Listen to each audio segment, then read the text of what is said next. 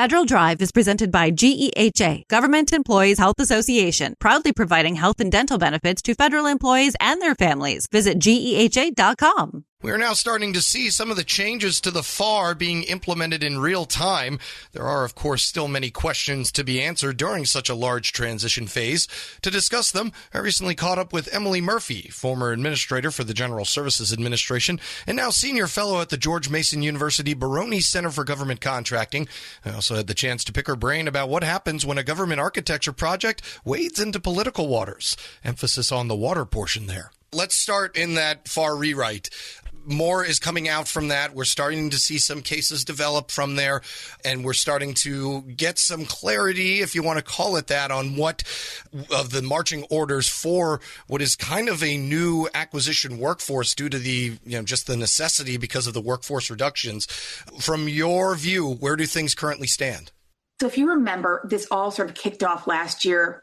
April, we got the executive orders saying we're going to rewrite the FAR. We're going to take a whole new approach to government contracting. They started putting out those model deviations last summer. They completed the model deviations before September 30th, and then things sort of went silent. So last week, on the 19th of June, we ended up hearing they're getting the first 4 FAR cases, which encompassed about 17 parts of the FAR. They came out with as proposed rules. So this is the first chance we've got to actually go through a traditional rulemaking process. And it's exciting because it means we're actually making progress towards getting what's been done by deviation into a normal process so that we're going to get to a new state of normal around the regulations. I have to give the FAR Council credit also because one of the things they did that I thought was really well done is on the acquisition.gov website, they put in a "we said you did." So they took the comments they got on those deviations and said, all right, we heard you on this.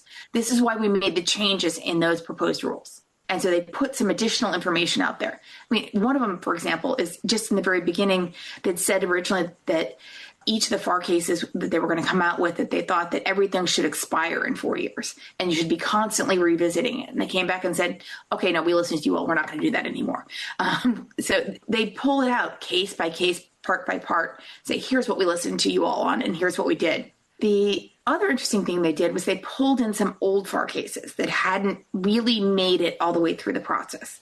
For example, there was one from 2017 on CUI. It triggers a lot of the information that's going on with CMMC over at the Department of War, on the CUI policies coming out of GSA, on the old Section 889, which we're calling it old, that's from 6 years ago, Section 889 on telecom, the Kaspersky information, pulls it all together into one part and gives a new set of proposed rules. And it's interesting because they mainly defer to the CMMC rules, but CMMC uses NIST version 2, whereas GSA was using NIST version 3. And the FAR case sort of says, well, we'll use version 3 when DOD says to, or DOW says to. And it, says, all right, we're going to do the, what's the period for notifications? Is it 3 days? Is it 1 day? And it again defers to the Department of War in the 3 days, but seems to leave it open for agencies to come in and have a lower reporting period. So if we're looking to standardize, this might be an area where companies might want to be commenting and looking at this and trying to really understand how it's going to apply and how much uniformity are we going to get across the contracting community. I was going to say, also, if we're looking at CMMC, you've seen over in Congress, but the House and the Senate have been looking at how do we help companies comply with things like CMMC? And they've been looking at that from a Department of War standpoint. No one's really looked at it from a civilian agency standpoint. Do we have the 3 PAOs, the third-party authorization groups, in place to do this kind of certification, the verifications? So it raises a lot of process questions going forward. It's going to be really interesting to see how this rulemaking develops. Yeah, it seems as if there's so many unique set of circumstances for each agency. And as you mentioned, we've already had those workforce reductions that is causing some internal troubles there just because it takes a while to get new acquisition workers up to speed. But while getting them up to speed, there are also these model deviations. I mean, how do you navigate through what has been, a tough transition so far? And I'll say FAI, the Federal Acquisition Institute, Defense Acquisition University, the FAR Council have done a really nice job of when they put out those model deviations, trying to put out a lot of just-in-time training They had their practitioner album. They had a lot of information. But the amount of training you want to do on a model deviation or even an implemented deviation is probably not the full extent of training you'd want to do on a fully implemented new regulation under the full process. So once the FAR case is finalized. So we're in what I was talking to Polly Hall at GSA and Joni Newhart from the Office of Federal Procurement Policy last week, and they were calling it the messy middle. So we've got the deviations out there, and we know sort of a general direction of where we're going. We've had some additional executive orders on things like commercial acquisition and fixed price acquisition. So those are going to be integrated in. And now we have these FAR cases coming out and the proposed rules. So they're not going to want to go and do a whole new set of training on proposed rules. They're going to want to wait till they get to final rule. So how do right now you'd be training people on the deviations, which might be different from agency to agency. For contractors, this is an issue as well, because it's not just the acquisition workforce in the agencies that have to adopt and adapt to these rules. But at the same time, they've got to be planning ahead for, okay, if this is where the FAR is going, how are we going to be ready to implement that? And when is that going to be effective? Seems as if, it's the FAR's time it's moved out of its parents' house, right? It doesn't know. It's a lot of stuff on the table right now. It is that messy middle, and I'll give you an example. Like with the reduced workforce, there's a lot of promise behind AI and using AI tools to supplement the workforce, make them more efficient. But you can't really train AI until you've decided what rules you want it to follow. So, if you want AI to be following the new Part 40 that's proposed, you're going to need to train it on that rather than training it on the old set of rules. And until we're there, there's going to be more muddling along, I think.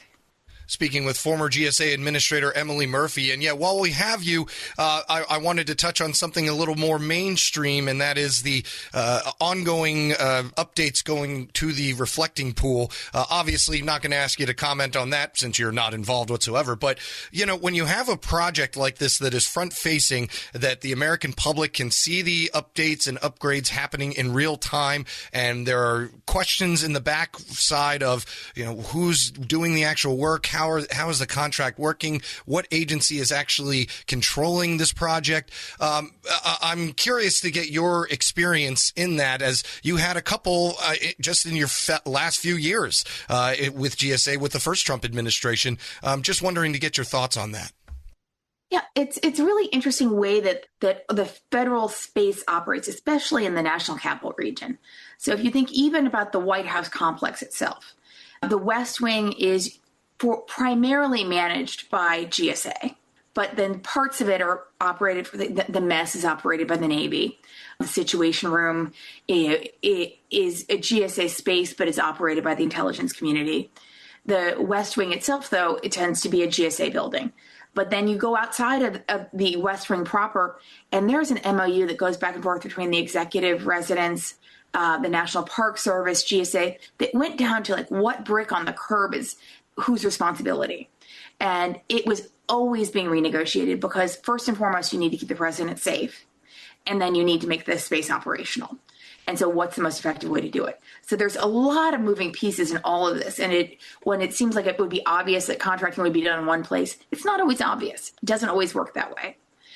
Another example I'll give you is the tower at the old post office, which if you remember back in the first administration, that was the Trump Hotel. It's now Waldorf Astoria. But at the time, that tower actually still is managed by the National Park Service. And we had a government shutdown while I was there.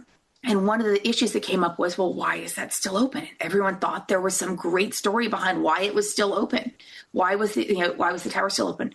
The honest answer was that there was an MOU between whoever the lessor of the hotel was and the National Park Service, saying that because it was being paid for with non-appropriated funds, it was going to remain open. So the story is not always as exciting as people think it's going to be. It's usually a lot of people trying very hard to follow a lot of rules to get to the right outcome.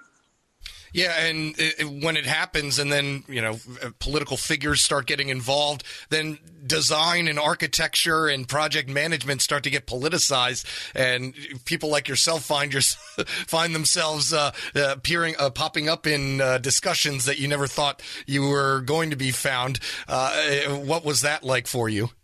Oh, it was always fascinating. I still remember I had one senator who we were building courthouses in his state. And at the time, he was like, just please do not build me an Apple store. He did not want a courthouse that looked like an Apple store. And we had our normal design construction, like the art and architecture program, how it was going to operate. And so we were trying to go through and make sure that his needs and his, what he wanted was also following our process and our rules. And then if you recall, the president at the end of the first administration signed an order saying we're going to change how we apply art and architecture. And then that got revoked in the Biden administration and then got re-implemented again now. So the question of what architectural standards are you using? Is it classical architecture? And what do we mean by classical architecture? The one question we frequently had was, all right, when you look around DC, which buildings do you consider classical? There are very few that are truly classical, and a lot of the old executive office building, the Eisenhower building. No one had a problem with the architecture there, but that's not classical architecture. It's Beaux-Arts, second Empire architecture. So what exactly is it? Trying to get as specific as possible, get people to talk with the same vocabulary about what they're looking for in design and how they want that to play out. We had the same problem with the St. Elizabeth campus over at the Department of Homeland Security. There was an enormous effort to maintain the historic character of that property. But you also discover that when some of the buildings were built by patients who had no background in construction, that there are a lot more issues. We had to go under the headquarters building, put a new foundation in. The facade around the main building now has another wall inside of it to support it, which makes some of the rooms sort of narrow because in order to keep that facade, you had to build essentially a building inside of a building. And so how do you make those trade-offs where you want to protect the past, but you also want to have a fully functional space that meets the needs of the department or agency that's going to be there, not just in the short term, but in the long term as well? Emily Murphy is former GSA administrator and now senior fellow at the George Mason University Baroni Center for Government Contracting. We'll post this interview at our website. Head to federalnewsnetwork.com/Federal Drive. Listen to the Federal Drive on demand. Subscribe wherever you get your podcasts.